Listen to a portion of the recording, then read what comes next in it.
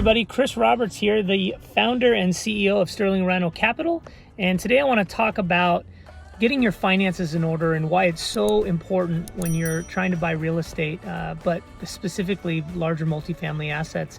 You know, obviously you want to try to do the best you can to get your credit scores in line, try to reduce your debt to income or lower your debt to income ratio, and that's basically all the payments you have in credit cards and things like that compared to the amount of income you have. All that stuff looks good for lenders, but I want to talk about how sacrificing not having a really nice vehicle for 10 years allowed me to take those funds that I had saved and then put them in real estate assets that eventually produced income.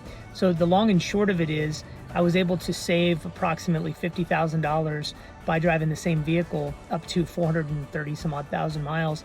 And that money that was invested in my first foreclosed property allowed me to create cash flow. That cash flow built up, and 6 months later, I was buying another property and then another property. And so off of one vehicle that I drove for a total of, I believe, 12 years, I was able to save car payments, and the maintenance was good and low because the vehicle was very reliable. So all the extra tires I might have bought, or the fancy high insurance costs on a more expensive vehicle, and all the things that you don't think much about when you buy vehicles, was able to be reinvested in real estate along with those distribution payments from the rentals.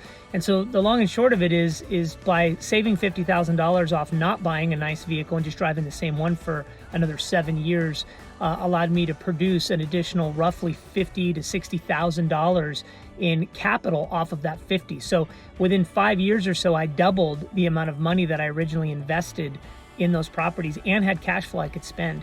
So I can't understate how critically important it is to live below your means if you can.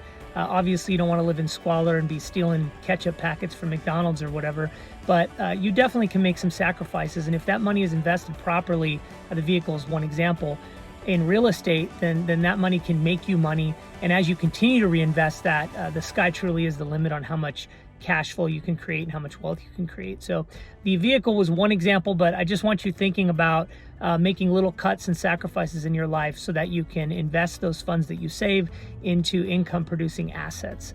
I hope this video has been helpful. If you like it, please like us below, subscribe, share with your friends, and look forward to the next video. Thanks, and have a great day.